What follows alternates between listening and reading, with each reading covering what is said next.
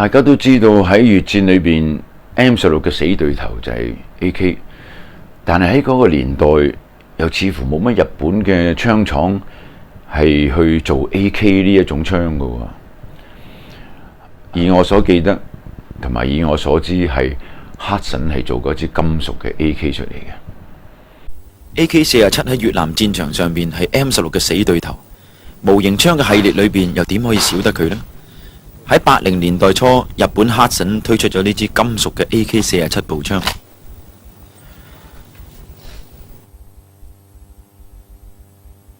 據說早於70年代，日本曾經有一間公司生產過兩把像真度接近完美嘅 AK-47試作品，可惜後來並冇大量生產。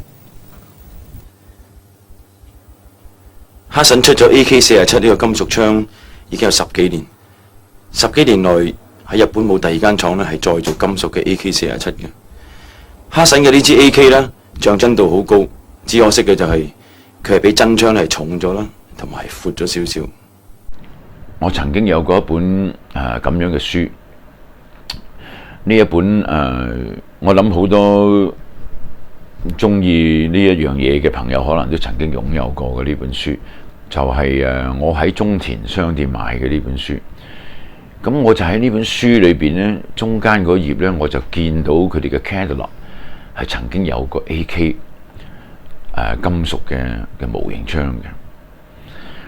有時我嗰陣時，甚至至到而家，我都好懷疑佢呢一本雜誌裏邊嘅呢一支 AK 究竟係咪一支真嘅 AK 嚟嘅？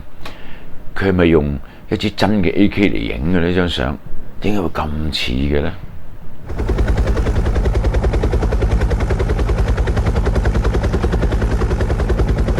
喺美國嘅時候認識嘅一啲朋友當過兵嘅，除咗係喺呢個潛水艇裏邊當過海軍嘅朋友咧，可以亂咁吹水之外，因為佢哋冇經過喺地面上邊真係槍對槍咁作戰嘅氣氛。但係真係打過越戰嘅朋友咧，基本上佢哋唔係好提佢哋曾經係點樣嘅。不過佢有一樣嘢咧，佢哋好清楚指出，只要 AK 開槍嗰種獨特嘅聲音啊，佢話其實咧聽到就只有驚嘅啫。其實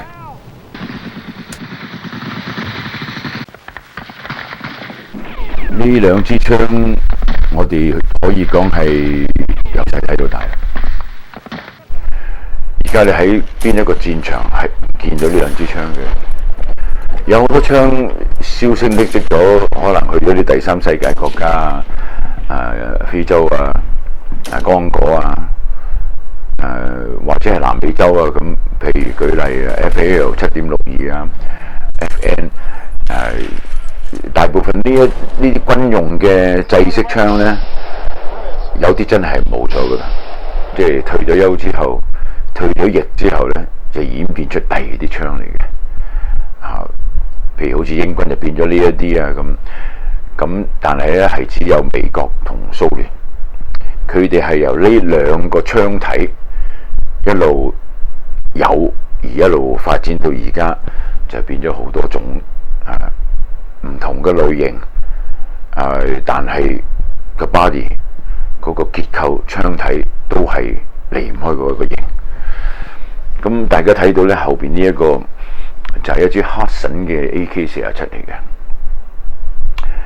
呢支係別人的槍嚟嘅啫，個子彈盒咧生晒鏽，所以我冇彈出嚟。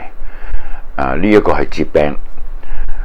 當年呢，就講我自己咧喺70年代尾啦，即係 after 呢個 SS9000之後啊，當我哋已經有機會去訂得到呢啲金屬嘅 replica 槍翻嚟嘅時候，真係好想有一支 AK。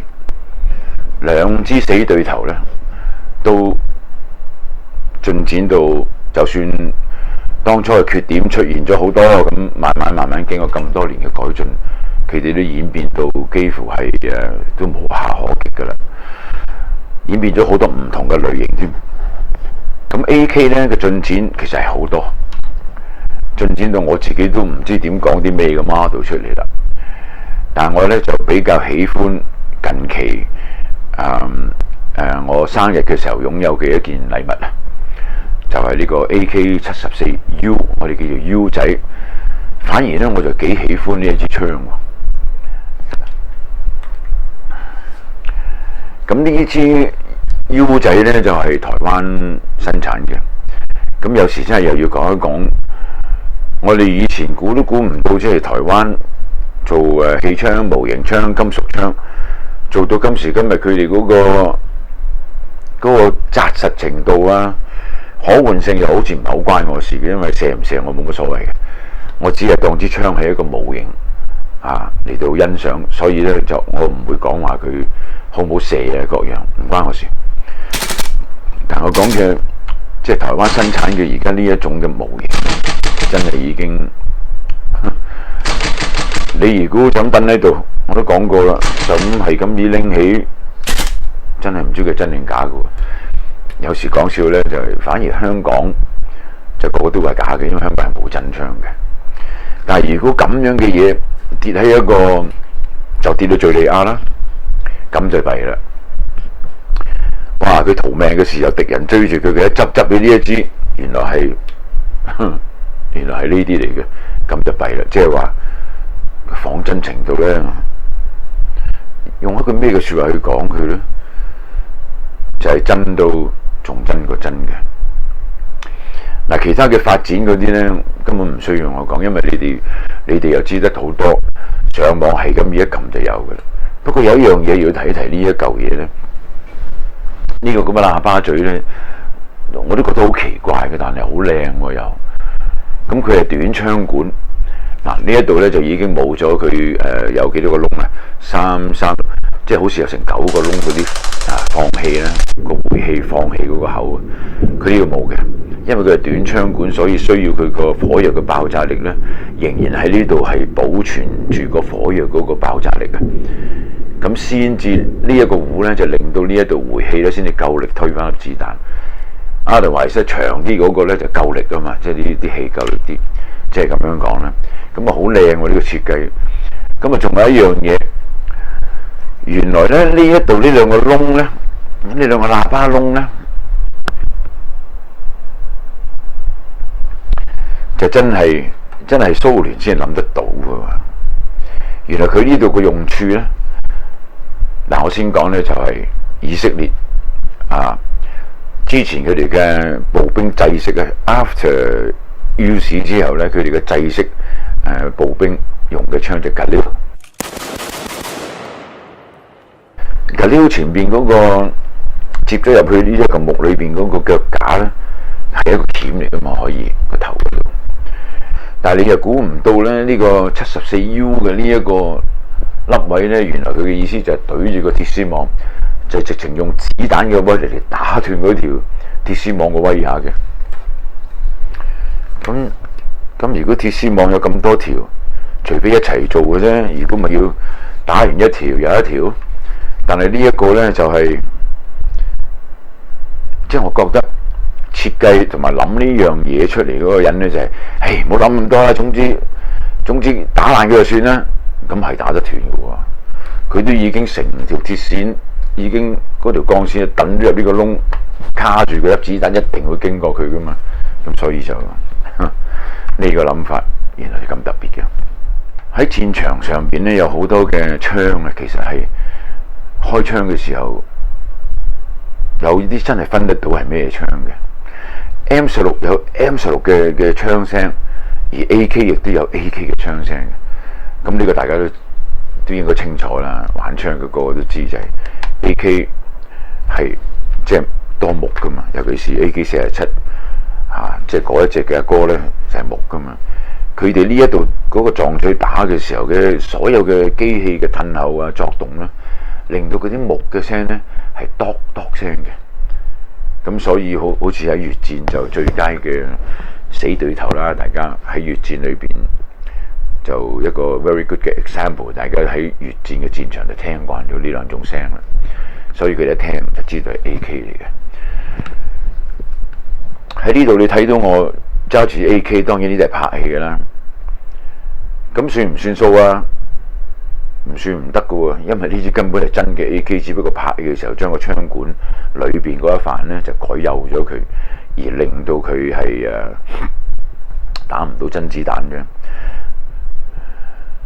拍戲用嘅我哋叫做道具槍呢，其實係真槍嚟嘅，翻嚟係做咗啲手腳落條管嗰度，同埋佢係打另外一種嘅子彈，嗰啲子彈係就係叫 blank 彈啦，就係俾你拍戲用嘅。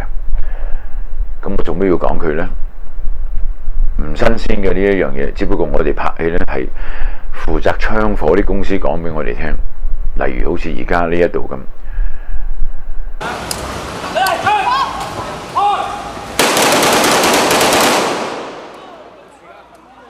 我喺新蒲崗嘅大有街去開 AK， 隔2條街都聽到嘅，好響嘅。我記得當我就有警察嚟添，不過係攞咗牌去拍嘅。咁點解咁響呢？槍火公司話齋，就係因為佢唔係有真子彈打出去，嗰個運作嘅力度啊係唔同，所以咧佢需要嗰啲 blank 彈咧，嗰啲火藥仲反而係多啲，係令到爆炸力多啲，嚟到聽佢走翻轉頭推個煲咁。所以其實道具槍咧，尤其是 AK 要開嘅時候 ，AK 係好響嘅 AK。另外呢一個咧就係我好多年前，20幾年前咧喺廣州啲人招呼我去做完訪問之後，招呼我去射下 AK 嘅。不過呢一支 AK 個口徑係改咗嘅，呢支真嘅就唔好諗啦，有模型俾我哋玩下已經好幸運嘅。